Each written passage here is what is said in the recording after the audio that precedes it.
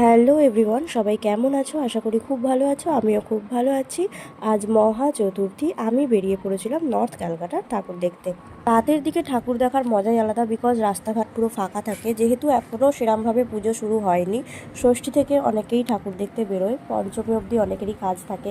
তো তাই আমরা ভাবলাম চতুর্থী দিনই রাতে বেরোই, তাহলে একটু ফাঁকা পাওয়া যাবে। আমরা দেখা শুরু করেছিলাম নপাড়া দাদাভাই সংঘ থেকে। আর এদিকে গাড়ির হাওয়া লেগে আমার চুলের অবস্থা ভীষণ খারাপ। ওখান থেকে বেরিয়ে আমরা গেলাম টালা প্রত্যয়ের দিকে। আর সেখানে গিয়ে দেখি এই অবস্থা, মানে কি বলবো, এত ভিড় এত ভিড়। লাইন কোথা থেকে শুরু হয়েছে কোথায় গিয়ে শেষ হয়েছে কিছুই বুঝতে পারছিলাম না। যদিও আমাদেরকে লাইন দিতে হয়নি, আমাদের কাছে ভিআইপি পাস অ্যাভেলেবেল ছিল।